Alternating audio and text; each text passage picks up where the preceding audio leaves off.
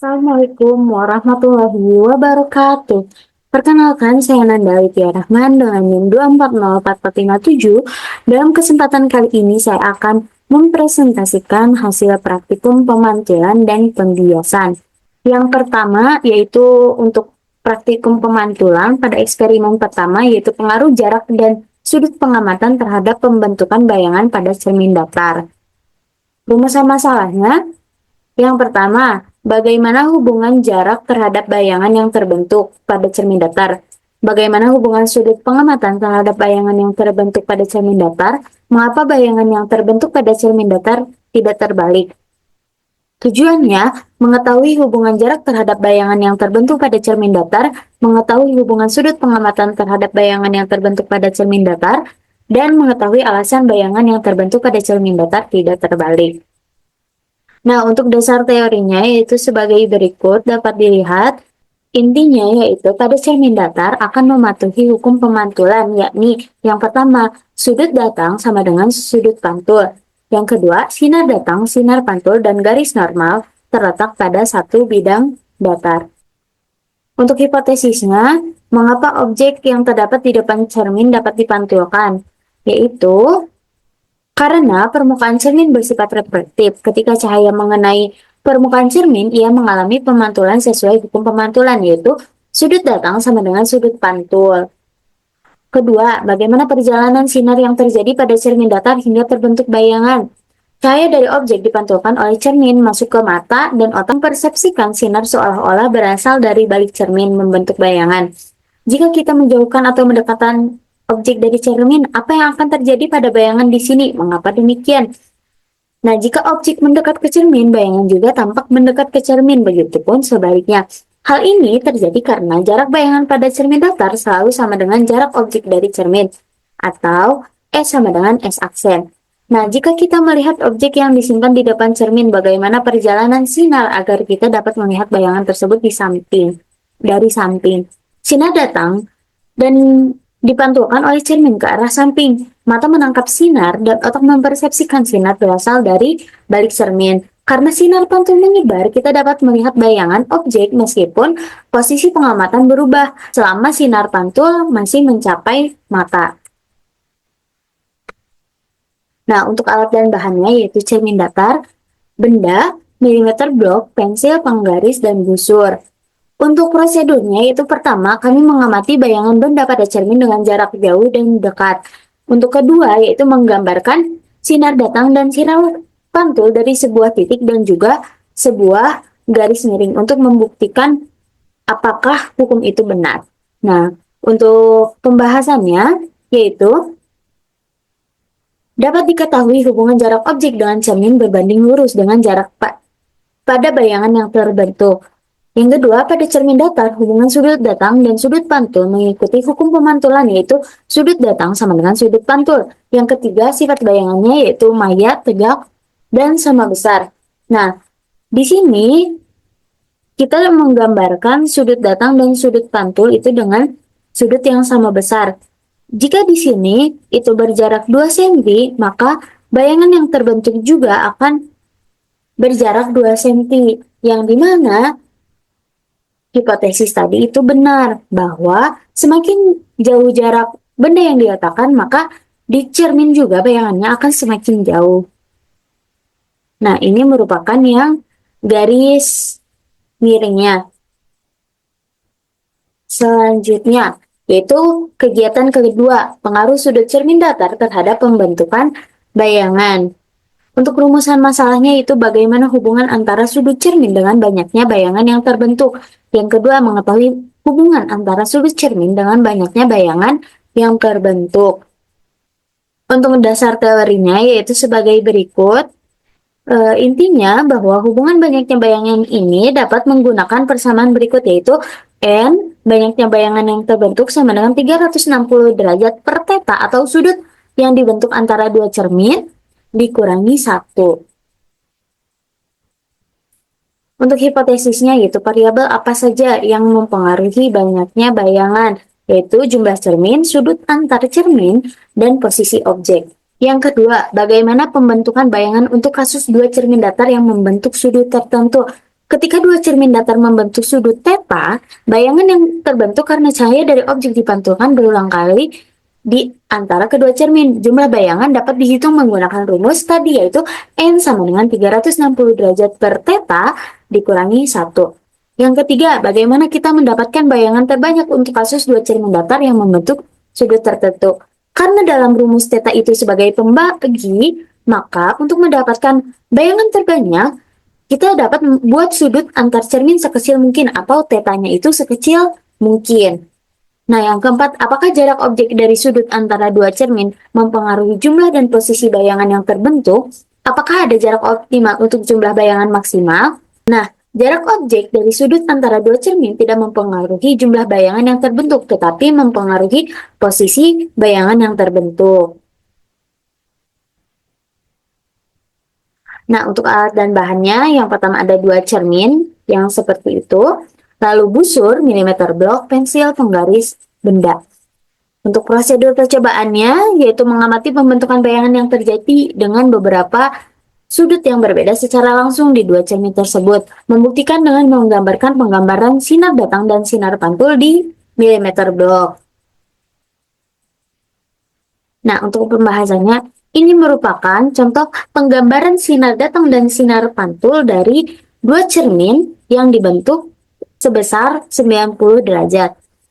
Dapat diketahui hubungan antara jarak objek dengan sudut antara dua cermin, yaitu mempengaruhi besar kecilnya bayangan yang terbentuk. Nah, persamaan yang terdapat pada dasar teori terbukti bahwa semakin kecil sudut yang dibentuk, semakin banyak bayangan yang terbentuk. Nah, di sini sesuai dengan rumus yaitu 360 dibagi 90 yaitu 4 dikurangi 1 yaitu 3. Nah, di sini terbentuk 3 bayangan. Ini merupakan benda aslinya dipantulkan ke cermin 1, cermin 2, dan di sini juga akan terbentuk bayangan. Jadi, bayangan yang terbentuk yaitu 3 buah.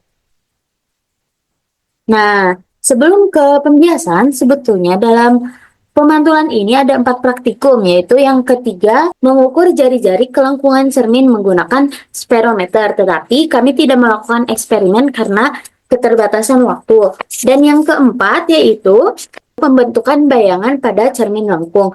Dan kami juga tidak praktikum ini, tetapi kami telah mengamati perubahannya bersama-sama dengan Ibu. Nah, selanjutnya kita masuk ke pembiasan untuk kegiatan satu, yaitu kaca plan paralel. Nah, di sini juga sebenarnya itu ada pembahasan tentang prisma. Tetapi kemarin kita juga tidak melakukan praktikum tersebut. Untuk rumusan masalah kaca plan paralel, yaitu apakah kaca plan paralel mengalami pergeseran, faktor apa saja yang mempengaruhi pembiasan cahaya pada kaca plan paralel. Untuk tujuannya yaitu mengetahui pergeseran pada kaca plan paralel, mengetahui faktor yang mempengaruhi pembiasan cahaya pada kaca plan paralel. Untuk dasar teorinya yaitu sebagai berikut, di mana P atau pergeseran sinar sama dengan D, tebal kaca plan paralelnya sin I min R. I itu sudut datang dan R merupakan sudut bias per cos R. Nah, untuk indeks bias kaca plan paralel dapat ditentukan menggunakan hukum Snell, yaitu N1 sin I sama dengan N2 sin R. Selanjutnya, alat dan bahan yang digunakan beserta prosedurnya. Yang pertama itu kaca plan paralel, jarum pentul, busur, milimeter blok, dan penggaris, dan juga pensil. Untuk prosedurnya yaitu simpan plan paralel di atas milimeter blok. Buat kotak mengitari si kaca plan paralelnya. Lalu tusuk 2 jarum di bagian atas kaca plan paralel. Tinjau jarum hingga menemukan bagian yang sejajar, lalu simpan jarum di bagian tersebut. Lakukan berulang dengan sudut yang berbeda. Nah, lalu hubungkan titik-titiknya yang tadi sudah ditandai.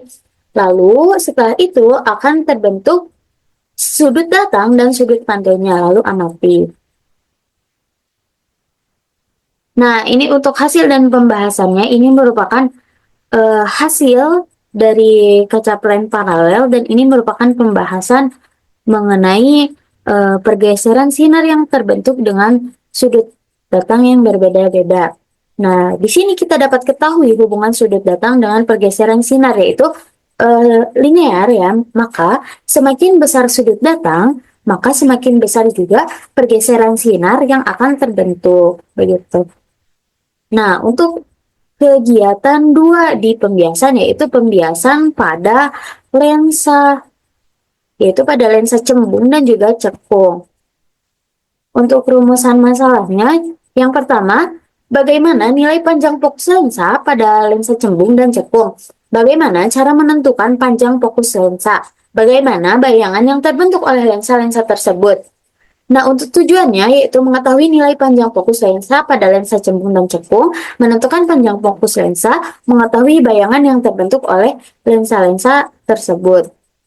Untuk dasar teorinya, yaitu pembiasan merupakan perubahan arah sinar cahaya ketika melewati dua medium transparan yang memiliki kerapatan yang berbeda, seperti air dan udara.